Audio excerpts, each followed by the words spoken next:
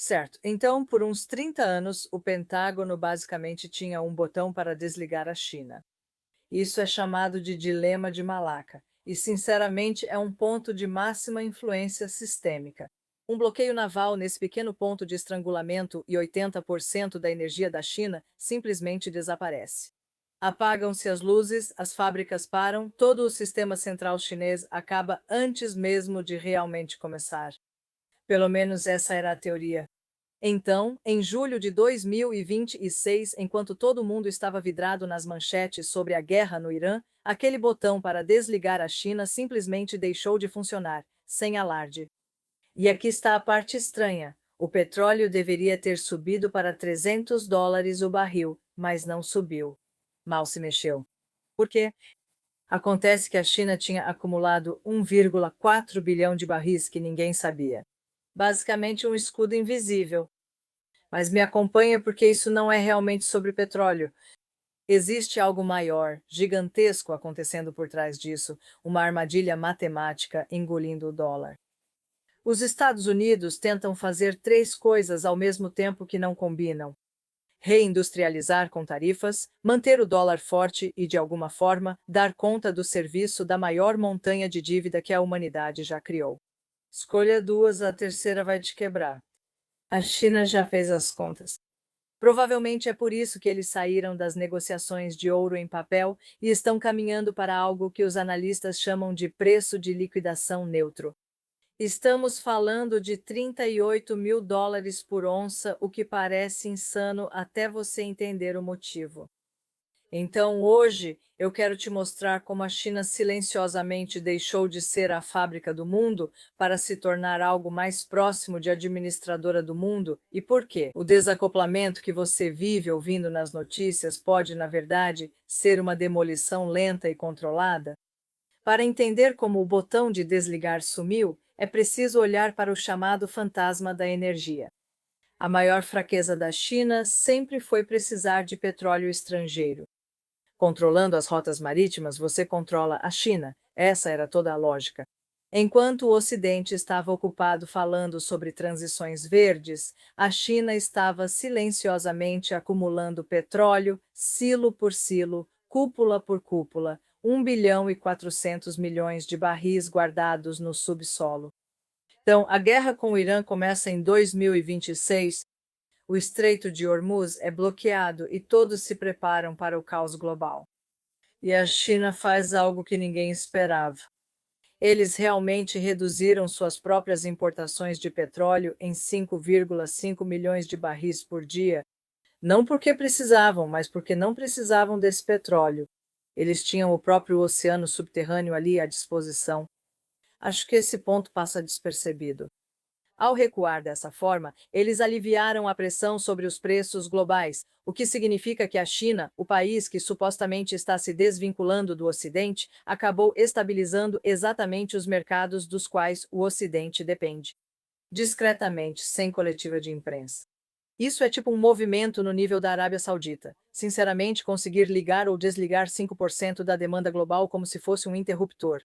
Em 2024, muito antes da crise entre Irã e Estados Unidos, a China emitiu um título de 2 bilhões de dólares americanos em reais sauditas, bem no território do petrodólar. Pense menos como um empréstimo e mais como um cavalo de Troia digital. Eles estavam testando a velocidade de liquidação do sistema do dólar, vendo quanta liquidez poderia ser movida para fora da vigilância ocidental antes que um alerta fosse acionado. Esse é o primeiro pilar dessa ideia de centro administrativo global. Malaca foi neutralizada. O botão de desligamento não está mais nas mãos do Pentágono. Está na mesa da C. Enquanto isso, há uma segunda luta acontecendo, a bolha da IA. E eu digo bolha porque olha o que os Estados Unidos estão fazendo. Microsoft, Google, Meta estão despejando algo em torno de US$ 1 trilhão nisso. Isso é 3% de todo o PIB dos Estados Unidos, simplesmente tentando chegar ao próximo grande avanço na marra. A China gastou cerca de US$ 123 bilhões no mesmo período, apenas 0,6% do PIB deles. Mas aqui está algo que ninguém quer dizer em voz alta. Isso não está realmente dando retorno para os Estados Unidos. Caro, consome muita energia, é difícil de monetizar. Um baita problema. Então, o que a China faz? Eles não tentam gastar mais que os outros. Eles esperam, deixam o Ocidente fazer as inovações caras. Depois eles destilam isso. É meio como química, na verdade. Evapora o desperdício, mantém a essência. Ishi até disse isso em voz alta no lançamento em Waco. A IA não deveria ser, abre aspas, uma apresentação solo de um único país, mas sim uma sinfonia de cooperação internacional. O que, claro, é uma frase de efeito, mas também é basicamente toda a estratégia resumida em uma frase. E o número, sinceramente, é um pouco absurdo. Uma tarefa que custa 2,33 dólares para uma empresa dos Estados Unidos custa 31 centavos para uma empresa chinesa. Isso é uma diferença de 7 vezes e meia. Alguns analistas vão além e dizem que cada dólar que os Estados Unidos gastam em pesquisa de IA é basicamente uma doação para a China, já que tudo acaba sendo aproveitado de graça depois. Tudo bem, o preço é uma coisa, mas tem algo maior acontecendo também. Chame de toque de risco.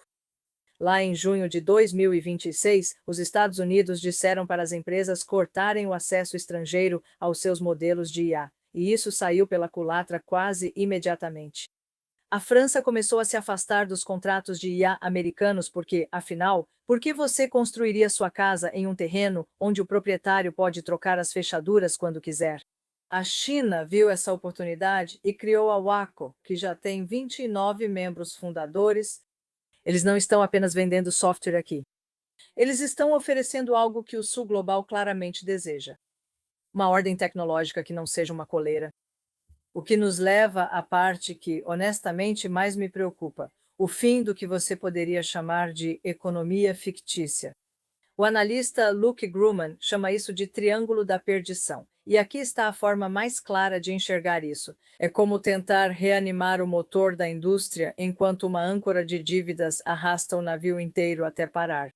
Você não pode acelerar o motor ou lutar contra a âncora, não dá para fazer os dois. Eles defendem tarifas industriais fortes para reerguer a indústria. Isso exige um dólar fraco. Assim, as exportações continuam baratas. A dívida deles requer um dólar forte, senão investidores estrangeiros vão embora. E eles também deveriam manter a inflação baixa durante tudo isso. Você realmente não pode ter os três ao mesmo tempo. Dólar forte para proteger a dívida, a indústria morre. Dólar fraco para salvar a indústria. A dívida começa a desmoronar sob você. Os dados do comércio mostram o mesmo, se você analisar. O comércio entre os Estados Unidos e a China cresceu 13,7% no segundo trimestre de 2026, logo após uma forte queda no primeiro trimestre. Considere isso a prévia final. O sintoma de um entrelaçamento que nenhum dos lados realmente percebeu. Até mesmo a estratégia China Plus One transferindo fábricas para o Vietnã ou México é basicamente um jogo de números. Peças ainda vindas da China apenas montadas em outro lugar para driblar as tarifas. Essa interdependência não é prova de que a demolição não está acontecendo. É o mecanismo que a China está usando para garantir que tudo permaneça sob controle, em vez de caótico. A China observa a armadilha da dívida e acredita claramente que os Estados Unidos estão presos. 20 meses seguidos do Banco Popular da China comprando ouro como se não houvesse limite. Então, em 24 de julho de 2026, eles encerram completamente a negociação de ouro em papel para o varejo. Nada mais de contratos de negociação para ouro que na verdade não existe em nenhum cofre por aí. Agora só o ouro de verdade. Por que isso importa? Porque o ouro é o único ativo neutro que o SWIFT não pode congelar ou cancelar, e tem um número circulando entre os bancos centrais do BRICS. O preço que o ouro precisaria atingir para realmente liquidar o comércio sem depender do dólar, 38 mil dólares americanos por onça. Isso não é uma previsão, aliás. É como se a matemática exigisse isso ao criar um sistema de liquidação em ouro do zero. Então, a China está salvando o mundo aqui? Não exatamente. Não, a China é uma fábrica que percebeu que não pode funcionar se seu maior cliente, o Ocidente, desmoronar rápido demais. Então, eles estabilizam a energia, reduzem os preços da IA e basicamente mantêm todo o sistema funcionando tempo suficiente para que a infraestrutura dos BRICS realmente assuma o controle. Não é tanto salvar a máquina, é mais como assumir silenciosamente o contrato de manutenção de um sistema que eles sabem que está morrendo. Malaca neutralizada. O monopólio da IA foi contornado. E agora eles estão discretamente dominando o único recurso que sobreviveu a todos os impérios que já colapsaram. Ouro físico. A China deixou de ser só uma superpotência. Ela está se tornando a administradora de todo o sistema. Então, a verdadeira questão não é se a velha ordem está chegando ao fim. A questão é se você está realmente pronta para o que vai substituí-la. Deixe sua opinião sobre esse número de $38.000 para o ouro nos comentários. Quero muito saber o que todas vocês pensam.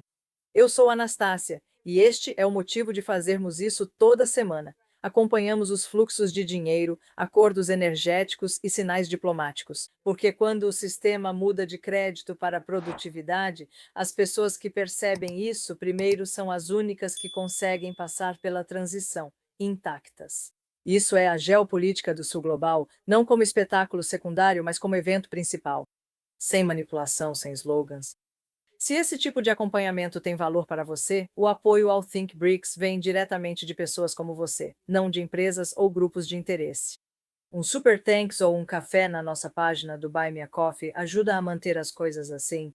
Detalhes abaixo. Obrigada por assistir.